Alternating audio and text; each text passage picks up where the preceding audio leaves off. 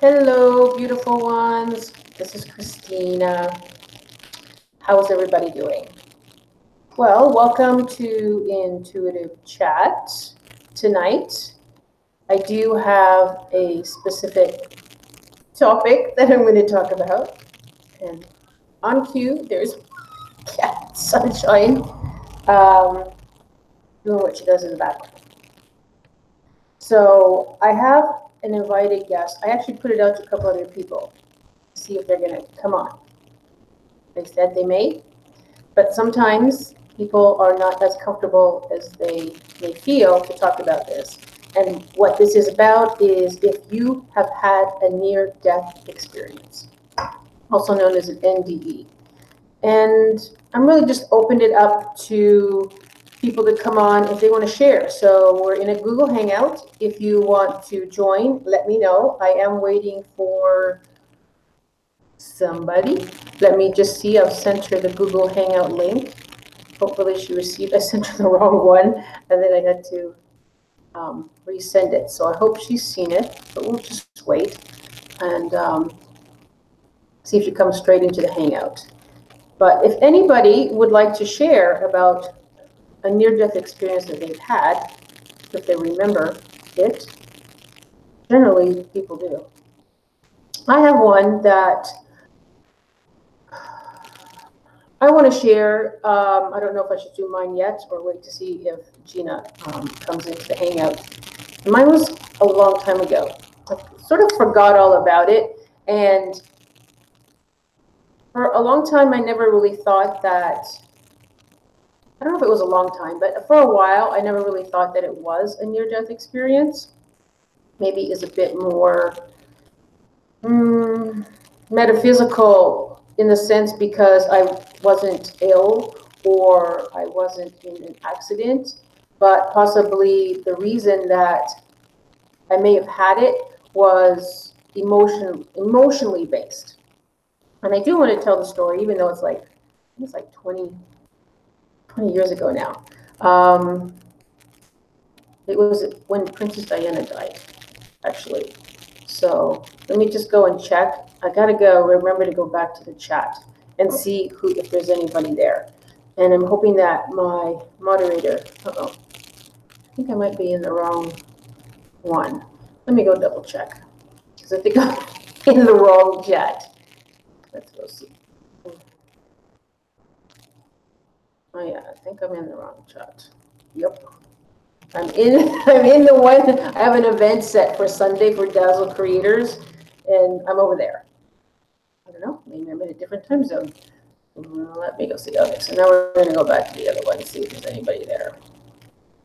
All right, so now I'm in the chat. Hello, there are some people there. Welcome. This is Christina. Hi, Riff. How are you? Hi, Stacy. Okay, wonderful. Thank you. Now I'm in the right chat. Okay, Stacy, I think you're still kind of on as a moderator, if you don't mind. And I don't know where Steve is. Let me double check if you're still. No, you're still as a moderator. So if you could do me a favor and just watch that. And I'm sure Steve will be here unless he forgot. He's an hour ahead, so he said he will be here. And Gina, I hope you see this because I apologize. I sent you the wrong, thank you. I sent you the wrong Google Hangout link, and I did resend you the new one. So I hope you're not sitting in Sunday's Dazzle Creator Hangout.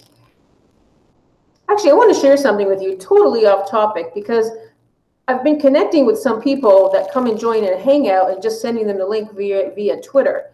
Well, my Twitter has been locked again because I made another comment.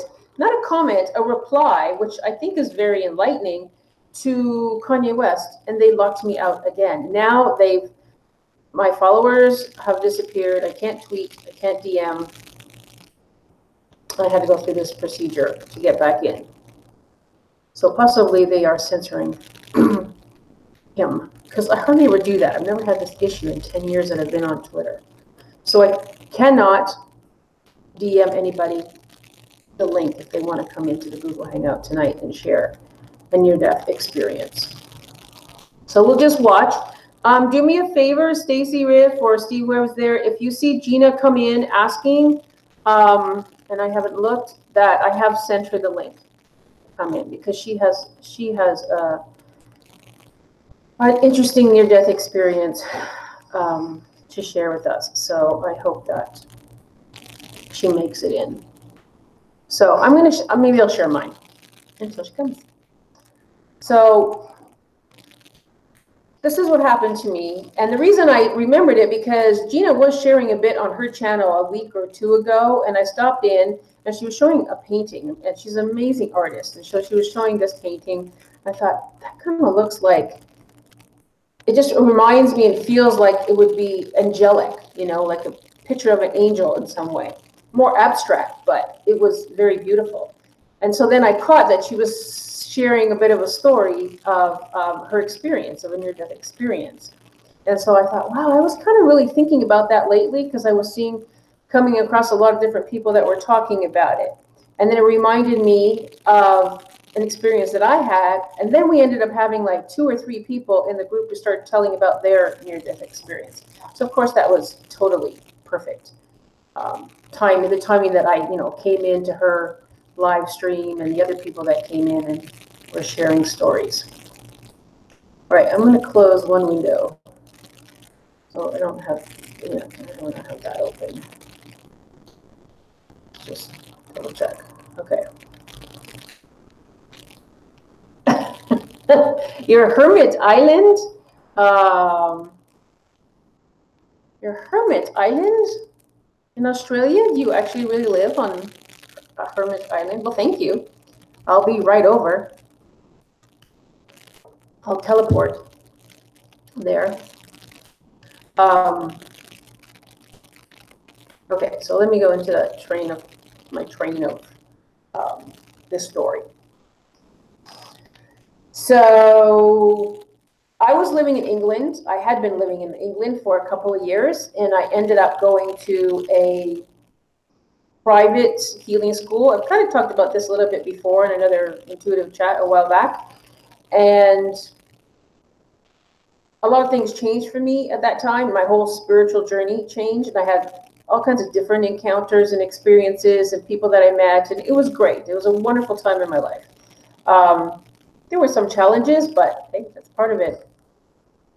And so then I had to come back to Toronto. So that kind of ended there, and I went back to Toronto. Now, my father, is passed, his girlfriend at the time, and they were living together, she had passed a couple months before. She died in the house. She had come home, laid down on the couch, and I guess just died in her sleep. I don't remember if she had a heart attack or anything. Maybe she did, or maybe she just went to sleep. And so that was 2 months before, and I kind of felt like I had to go back. And I went to live with my father. I had been living in different countries, so I didn't have my own home to come back to in Toronto. So I went to live with my father, and my brother was living there. My parents were no longer together. And so I used to sleep in the living room, and it was a bed couch, which is where she had passed away. And I wasn't sure about that because I know how sensitive I am, and I thought everything that I've just experienced the year before in England, in the private healing school, and all of the spiritual healing and all things that I was doing, I was like, oh, okay, I wonder how much I'm going to sense in this house. Now, I've experienced a lot of different people passing. I've had different people visit. I've had people communicate to me in different ways. So I don't know why I was feeling a little bit uneasy about this. But at the same time, I was glad to be there. All right, so I was home about a couple of months. And Princess Diana died. Hola, Marcia. Oh, you're home? Cool. All right. Marcia, do you have a near-death experience that you want to share? But I don't want, I hope you haven't, but in the same time, it might be a magical experience for you in some ways. It usually is if you still have come back and chosen, in that moment chosen not to leave. So, excuse the noise out there. It's still quite bright here, and there's a lot of activity going on. So Princess Diana died, and it really hit me because I had lived there for 2 years. No, I didn't meet her or anything like that, but it was in the country, in that culture, in the feeling, and I really loved England. And I actually did walk to Buckingham Palace, and I lived in another county that wasn't far from Windsor Castle, and so I kind of had that feeling still around me. And of course, the rest of the world, the impact, the emotion that made, and the emotions that collectively everybody was feeling. Of course, I could feel that.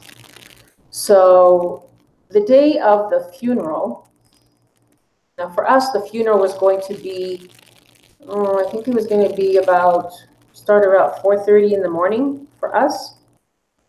And of course, I'm going to stay. Of course, I watched all the things all of the programs and the specials and her life and, the whole story and the conspiracy and everything that they had been playing, before that. And I had my own feeling, like when it happened, so it didn't feel right to me. It felt off.